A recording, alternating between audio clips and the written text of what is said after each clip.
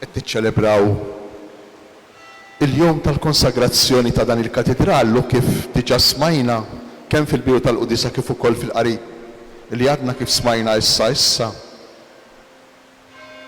Il-katedrall mhu xajr sinjal simbolu dan il-bini, sinjal simbolu ta' Ġesu u sinjal simbolu ta' kull wieħed u kull waħda minna.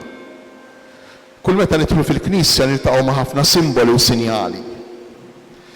Ma nafx innutajtux, imma tiftakru żgur li kull darba li ssir konċelebrazzjoni meta jidħol is-saċerdott u l-ħaġa li jagħmel huwa li jsellem lill-artal, ibus l-artal, u wara li jbusu jinċensa l-artal. Għaliex? Xi fisser l-artal? Fil-binja tal-Knisja l-artal huwa sinjal tal-persuna ta' Ġesu. Fil-binja tal-Knisja l-artal huwa sinjal tal-persuna ta' Ġesu. U meta s-saċerdot ibus l-artal, meta s-saċerdot jinċensa l-artal, dan qiegħed jagħmlu ma' Ġesu. Il-persuna ta' Ġesu. Imbagħad nisimgħu l-qari. Minn fejn nisimgħu l-qari? Il-qari għandu l-post tiegħu, għandu nistgħu ngħidu l-artal tiegħu, l-ambone. U l-ambone normalment huwa bħal dan li għandna hawnhekk f'din il-Knisja Katedrali. Huwa post li tidħol fih. Mhux sempliċement post li taqra minn fuqu, imma tidħol fih. Għaliex? Għaliex? Għax l-ambone ara kemm sabiħa huwa sinjal tal-qabar ta' Ġesu vojt li minnu tixxandar kontinwament l-aħbar tal-qawwien.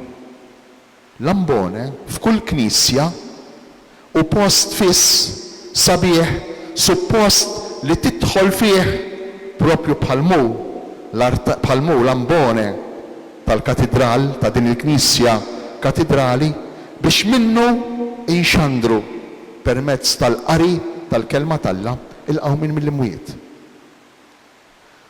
Intu diħel il-Knisja l-ewwel li tiltaqa' huwa mal-fonti tal-Mamudija.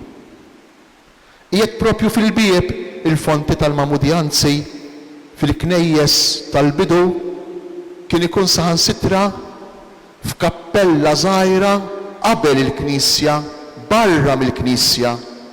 Għaliex? Għax aħna nistgħu nidħlu biex nirċievu l-Ewkaristija. Nistgħu nidħlu biex nisimgħu il-kelma ta' Alla biss minħabba li aħna mamdin, minħabba li aħna imlaqmin fil-persuna ta' Ġesu, minħabba li aħna meta konna żgħar jew kbar ereqna, mitna fl-ilma fil-mew ta' Ġesu biex inqumu miegħu, nirxuxtaw miegħu. Fi kliem ieħor għamilna l-għażla, għażilna li nkunu dixxipli ta' Ġesu. U għalhekk il-fonti tal-Mamudija jinsab propju fil-bieb. Però jekk tiftakru fit-tieni qari San Pawl qalilna illi aħna it-tempju tal-ġebel, aħna mhux dan biss it-tempju li qegħdin fih, imma kull wieħed u kull waħda minna it-tempju ta' Ġesu. Aħna dar fejn jammar Ġesu. U jekk l-artal huwa l-post fejn issir l-Ewkaristija, u allura huwa il-qalb ta' din il-binja. L-artal huwa il-qalb tal-Knisja. Jekk l-ambone dan il-qabar vojt li minnu tixxandar il-kelma huwa il-fom, huwa il-ħal, huwa l-ilsien tal-Knisja. Jekk is-sedja jew tal-isqof jew tas-saċerdot hija ir-ras ta' dan il-ġisem, ir-ras li għandu l-qalb hija l-artal, li għandu l-fom li huwa l-ambone, li għandu l-ġewf li minnu jitwildu l-insara li huwa l-fonti tal-Mamudija. Imma wkoll għandu il-bankijiet, is-siġġijiet fejn ikunu preżenti il-membri tal-ġisem ta' Ġesu, fejn intom preżenti intom, fejn aħna preżenti aħna, il-bqija tal-membri ta' dan il-ġisem. Dan kollu inġorruh fina, kull wieħed u kull waħda minna fil-ħajja tagħna għaliex? Għax kull meta nidħlu hawn u niltaqgħu mal-qalb ta' dan it-tempju, niltaqgħu ma' Ġesu mal-post li fuqu issir l-Ewkaristija, il-qalb tagħna tinbidel. Il-qalb tagħna ssir differenti bħalma ġralu Zakkew. Zakkew inżel minn hemm maxin irid tiġi noqgħod għandek. Aħna ġejna hawn il-Knisja, dħalna fil-Knisja biex inħallu lil Ġesu jidħol fil-qalb ta' kull wieħed u kull waħda minna, biex nagħtu permess, nagħtu ċans, l-okkażjoni lil Ġesu biex jiġi għandna, jiġi f'qalbna, ħajbiddililna bl-Ewkaristija. Jekk l-artal huwa l-qalb tal-Knisja, l-ambone huwa l-fom tal-Knisja. U jekk aħna meta nitqarbnu tinbidel qalbna, il-qalb tal-Knisja ibiddel il-qalb tagħna, hekk ukoll il-fom tal-Knisja ibiddel il-fom tagħna, ibiddel il-moħħ tagħna. Meta nisemgħu il-kelma ta' Ġesu, il-kelma tal-Alla, il-mod ta' kif nitkellmu isir differenti. Il-mod ta' kif nitkellmu jiġi influenzat minn dak li aħna nisimgħu. Jekk aħna membri tal-Knisja, jekk aħna ħwa ta' xulxejn, meta noħorġu minn hawn u nagħmlu l-esperjenza tal-laqgħa tagħna mal-qalb ta' Ġesu fuq l-artal, mal-fom ta' Ġesu fil-kelma tiegħu fl-ambone, serħu raskom li meta noħorġu barra, lill-oħrajn ta' madwarna se nqishom bħala ħutna, bħala membri ta' ġisem wieħed kif jgħidilna San Pawl b'mod sabiħ ħafna f'kapitlu 14 tal-ewwel ittra tiegħu l-Korintejn. Kull wieħed u kull waħda minna aħna membri ta' xulxejn u ma tistax lejt tgħid lil-lajn jien m'għandix bżonnok. Ma nistax jien ngħid lil xi ħadd minnkom hawnhekk jien m'għandix bżonnok għax aħna membri ta' xulxejn u niffurmaw ġisem wieħed. Dan hu li qed niċċelebraw il-lejla. Kemm festa sabiħa, kemm festa kbira. U meta niftakru li din il-festa hija mhux biss ta' Knisja kwalunkwe imma tal-Knisja Katedrali.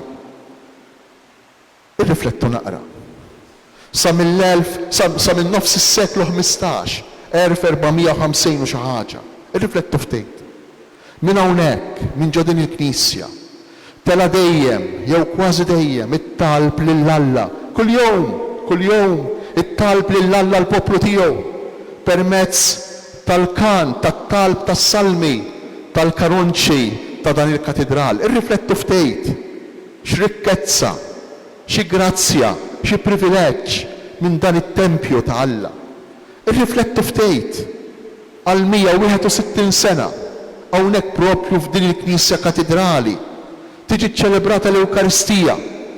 Ħafna drabi mir-raj ta' djoċesi mill-isqof illi marbutejn miegħu flimkien miegħu hemm is-saċerdoti l-oħra illi flimkien miegħu flimkien mal-oħrajn jippruvaw il-koll jaħdmu jistinkaw mhux bis-sawn f'din il-Knisja u f'din il-parroċċa imma fid-djoċesi kollha. Ħidma sħiħa, kontinwa għas-salvazzjoni tal-irwieħ. Irriflettu ftit allura kemm kbira il-festa li qed niċċelebraw illum.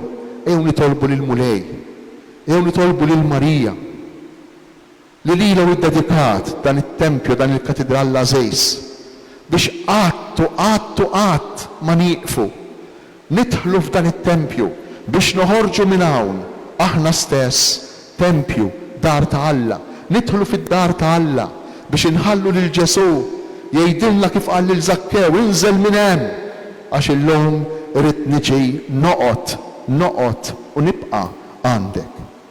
Ikun infaħħar Ġesu Kristu.